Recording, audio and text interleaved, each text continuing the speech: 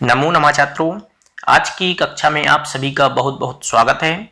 आज हम दुर्वा पुस्तक का जो 9वां पाठ है मद परिणामः, इसके बारे में पढ़ेंगे।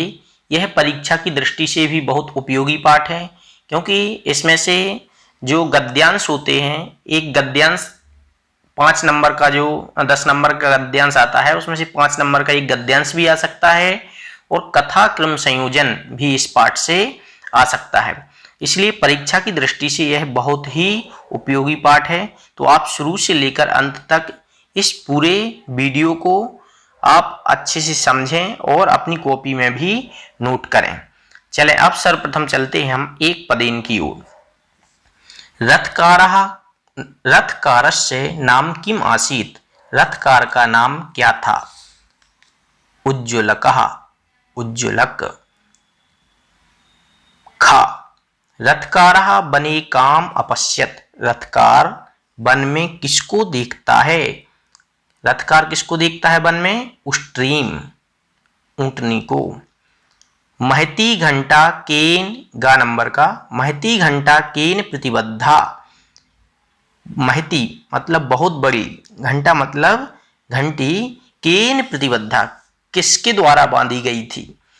रथकारेण, अर्थात रथकार ने, उज्ज्वलक ने बांधी थी। का महानुष्टः संजाता, कौन बड़ा ऊंट हुआ? दासेरकः, अर्थात जो ऊंटनी का बच्चा था वो ही बड़ा ऊंट हुआ। रक्षा पुरुषस्य प्रतिवर्षम का वृत्ति। रक्षा पुरुषस्य, रक्षा करने वाले पुरुष की, प्रतिवर्षम प्रत्येक वर्ष की, का वृत्ति क्या? वृत्ति मतलब वेतन थी। रक्षा पुरुष की एक साल की कितनी वेतन थी? करभमेकम। करभ मतलब होता है ऊंट का बच्चा, है ना। तो एक ऊंट का बच्चा साल में उसको मिलता था। अब आते हैं प्रश्न क्रमांक 2। एक वाक्येन उत्तरम लिखत। हमें इसका उत्तर एक वाक्य में देना है।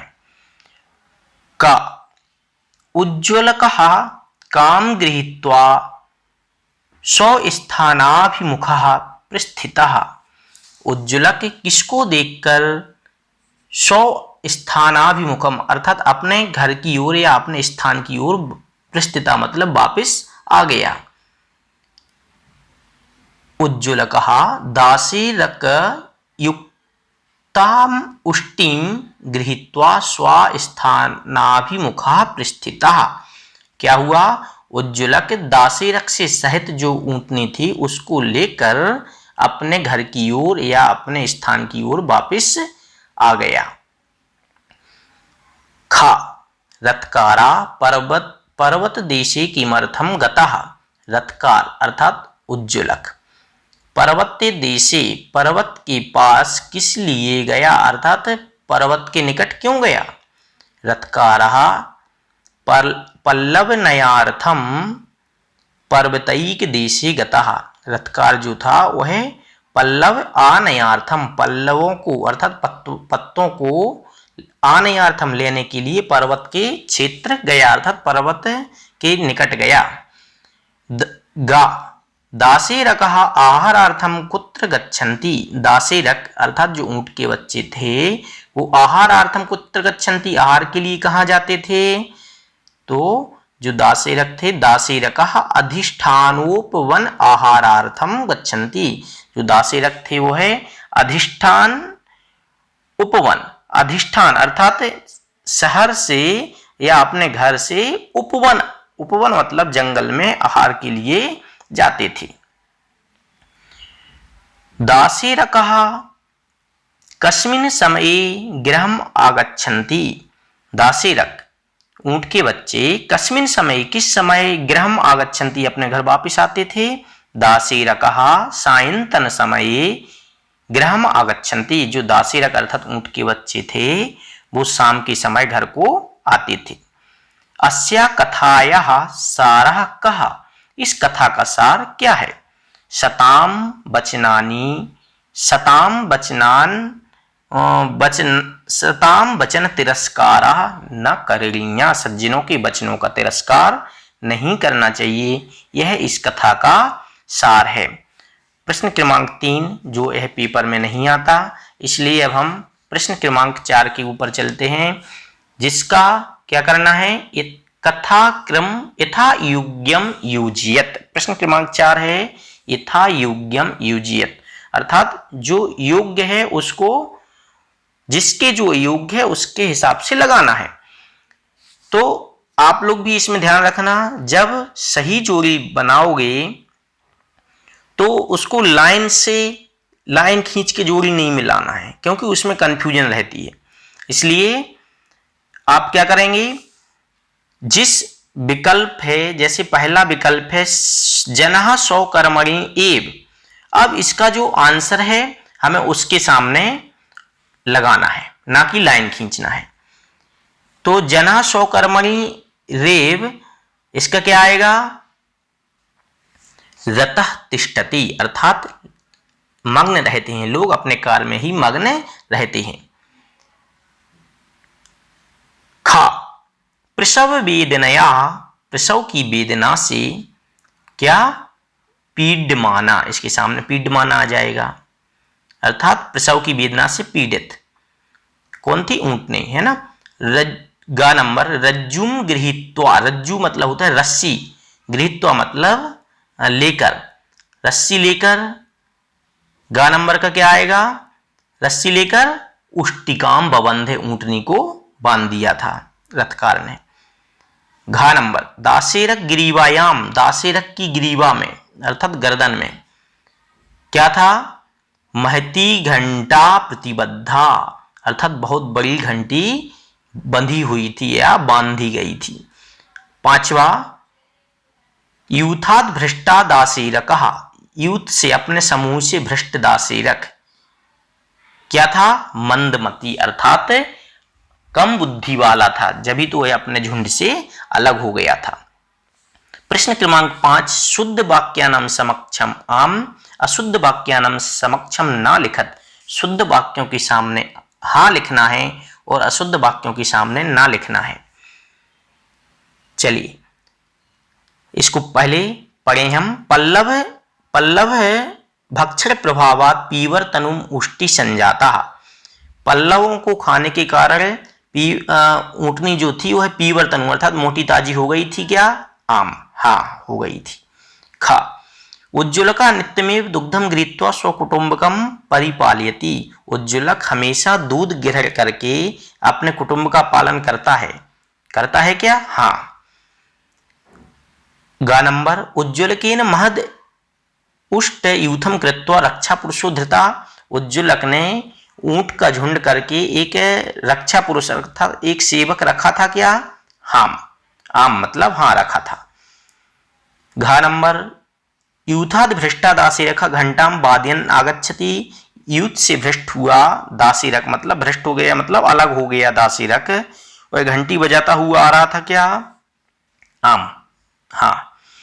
कश्चित सिंहो घंटार अवमाकर्ण समायाता, किसी शेर ने घंटी की धुनी को सुन करके क्या वहां आया था, आम, हाँ वहां पर आया था। अब चलते हैं प्रश्न क्रमांक 6 पर। अभी आपने अगर हमारा चैनल सब्सक्राइब नहीं किया हो तो कृपया, अगर आपके फोन में लाल रंग का सब्सक्राइब लिखा दिख रहा है तो उसको दबाइए, अगर लाल रंग का नहीं है तो आप हमारे चैनल को पहले से सब्सक्राइब कर चुके हैं, इसलिए उसे दबाने की जरूरत नहीं। चलें अब हम प्रश्न क्रमांक 6 क्या कह रहा है, अधोलिखित क्रियापदानाम धातु लकारम पुरुषम वचनंच लिखत, नीचे लिखे हुए पदों की धातु लकार पुरुष और वचन लिखना है। अब जैसे अपश्यत है, अपश्यत में कौन सी धातु है, दृश्य धातु है। वैसे हमको लग रहा होगा कि पश्य, हाँ तो पश्य भी कह सकते हैं, लेकिन धातु मुख्य रूप से दृश्य है, क्योंकि दृश्य धातु का पश्य आदेश हो जाता है, इसलिए पश्य भी लिखा दिख सकता है, लेकिन अगर पूछा जाए तो क्या लगाना है, हमको दृश्य ही लगाना है। दृश्य धातु लंग लकार, प्रथम पुरुष एक वचन, लंग लकार की पहचान है कि उसके आगे आ रहता है, छोटा आ। समागच्छामि, इसमें धातु क्या है, गम धातु है, सम उपसर्ग है, गम धातु, लकार लिट लकार, पुरुष कौन सा है, उत्तम पुरुष, 3 पुरुष होते हैं, प्रथम मध्यम उत्तम। गा नंबर मिलती, इसमें कौन सी धातु है? मिल धातु है, लट लकार है, प्रथम पुरुष है और एक वचन है। पतिष्यति, पतिष्यति, इसमें पत धातु है, लिट लकार है। लिट लकार की क्या पहचान है? बीच में आधा षटकोण वाला या आधा सरोते वाला सा होता है, ये लिट लकार की पहचान है। तो इसमें पत धातु लिट लकार प्रथम पुरुष एक वचन है। अब प्रश्न क्रमांक 7 जिसकी हमें संधि विच्छेद करनी है। पहला ततश्च, ततश्च, ततः प्लश्च, इसमें विसर्ग संधि है। अब हम विसर्ग संधि की वैसे कैसे पहचान कर सकते हैं? तो बीच में अगर विसर्ग संधि से युक्त शब्द है तो उसके बीच में सा षटकोण वाला, सा सीटी वाला या सा सरोते वाला होता है, तो ये संधि युक्त पद की पहचान है। तो ततः प्लश्च, इसमें विसर्ग संधि है। और संधि विच्छेद अगर दो शब्द दिख रहे हैं तो उसमें विसर्ग निश्चित लगा होता है। शो प्लस अपि, इसमें पूर्व रूप संधि है। ओ के बाद अगर आ आए तो पूर्व रूप संधि होती है। यथेच्छया, यथा प्लस इच्छया, अर्थात अपनी इच्छा के अनुसार, इसमें वृद्धि संधि है। आ के बाद अगर ई उ यथा प्लस इच्छया, आ के बाद क्या है? ई है, तो इसमें कौन सी संधि होगी? यथेच्छया, इसमें गुण संधि है। अब इसके बाद गुण संधि है इसमें, इसके बाद तन प्लस नूनम, तन, तत् प्लस नूनम तन्नूनम, इसमें व्यंजन संधि है, क्योंकि तत् दोनों ही व्यंजन व्यंजन है, इसलिए इसको व्यंजन संधि कहेंगे। अब इसके बाद प्रश्न क्रमांक 8, इसमें समास विग्रह करके समास का नाम लिखना है। प्रतिवर्षम, प्रतिवर्षम, इसका समास विग्रह क्या होगा? वर्षम वर्षम प्रति, हाँ ध्यान रखना। और अभी आपकी जो शाम को परीक्षा होगी उसमें भी आपको जो समास 10 नंबर की समास आएंगी, तो समास की अच्छे से आप तैयारी करना। वर्षम वर्षम प्रति क्या होगा? प्रतिवर्षम अव्ययी भाव समास है, क्योंकि प्रति पहला शब्द जो है वह अव्यय है। दारिद्रो, दारिद्र्योपेहत, दरिद्रता से ओपेहत मतलब परेशान, इसमें तृतीया तत्पुरुष है। प्रसव वेदनया, प्रसवस्य वेदनया षष्ठी तत्पुरुष है। पीवर तनु, पीवर यानी क्या होता है? मोटी, तनु मतलब शरीर। पीवर तनु जिसका, अर्थात मोटा शरीर जिसका था उसे ऊंटनी, अर्थात उसको पीवर तनु कहते हैं। अर्थात यह किसके लिए प्रयोग किया गया? पीवर तनु, ऊंटनी के लिए। इसमें बहुब्रीहि समास, क्योंकि जो अन्न के लिए प्रयुक्त होता है किसी तीसरे पद की जिसमें मुख्यता होती है उसे बहुब्रीहि समास कहते हैं। रथकारः, रथम करोति, अर्थात जो रथ बनाता है उसे रथकार कहते हैं, इसमें उपपद तत्पुरुष समास है। अब प्रश्न क्रमांक 9 पर चलते हैं। इसमें ध्यान रखना, हमें प्रश्न का निर्माण करना है। रेखांकित पदानाधृत प्रश्न निर्माणम कुरुत, अर्थात जो आपको कोष्टक में या आपके ऊपर आपके वो जो स्क्रीन पर हाईलाइटेड शब्द दिख रहे हैं जिस पर हाईलाइट है, उसमें आपको प्रश्न, उस शब्द से प्रश्न निर्माण करना है, उस शब्द के स्थान पर प्रश्न निर्माण करना है। तो रथकारः प्रतिवसति, तो इसका प्रश्न क्या बनेगा? कहाँ प्रतिवसति, इसमें तो उत्तर आ जाएगा रथकारः, तो कहाँ लगाना है। मम गृहे उष्टः अस्ति, मेरे घर में ऊंट है। किसके घर में ऊंट है? तो इसमें कस्य गृहे आ जाएगा। गा नंबर सा दुग्धम गृहीत्वा स्वकुटुंबकम परिपालयति, वह दूध ग्रहण कर या दूध से अपने परिवार का भरण पोषण करता है। तो सहा दुग्धम की जगह आ जाएगा किम। सह कस्मात् भ्रष्टो अभवत्, वह किससे भ्रष्ट हुआ? वह कहाँ से भ्रष्ट हुआ? तो यूथाद, अपने झुंड से भ्रष्ट हो गया था। कई अभिहितम, किसके द्वारा कहा गया? कलभई अभिहितम, कलभई मतलब ऊंटों के द्वारा कहा गया। अब यह जो है प्रश्न क्रमांक 10, कथा क्रमम संयोजित, यह आपके प्रश्न पत्र में आता है, इसलिए इसको भी ध्यान से पढ़ना। उष्टा यूथा भ्रष्टो अभवत, ऊंट झुंड से अलग हो गया। पहले आप सुन लें इसको, फिर आप अपने मन से लगाने की कोशिश करना। ऊंट समूह से भ्रष्ट हो गया, अलग हो गया। शेर ने ऊंट को मारा। रथकार गुर्जर देश जाकर दूसरी ऊंटनी घर लेकर आया। तीन पिछुरा उष्टा करवाश्च सम्मिलिता, उससे बहुत सारे ऊंट ऊंटनी उत्पन्न हो गए। बने प्रसव वेदना या पीडमाना उष्टिम अपश्यत, वन में प्रसव वेदना के कारण ऊंटनी को देखा। रथकार दरिद्रोपिहत देशान निष्क्रम, रथकार जो है गरीबी से परेशान होकर अपने घर से निकल गया। अब इसमें आपको कथा पहले क्या हो सकता है, तो सबसे पहले क्या हुआ, रथकार दरिद्रता से परेशान होकर घर से निकल गया। इसके बाद क्या हुआ, वन में उसने प्रसव वेदना से पीड़ित एक ऊंटनी को देखा था। अब तीसरे नंबर पे क्या आएगा, फिर उसने उस रथकार क्या करता है, गुर्जर देश अर्थात गुजरात जाकर फिर से और ऊंटनी इत्यादि को ले आता है। अब इसके बाद क्या होता है, इसके बाद आता है उससे बहुत सारे ऊंट ऊंटनी उत्पन्न हो जाते हैं। पांचवें नंबर पे क्या आएगा, पांचवें नंबर पे आएगा उष्टा यूथा भ्रष्टो अभवत, ऊंट जो था वह अपने समूह से भ्रष्ट हो गया या समूह से अलग हो गया।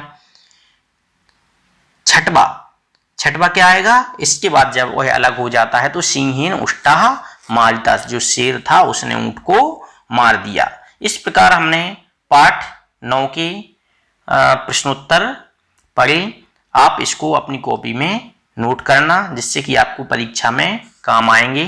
नमो नमः, धन्यवाद।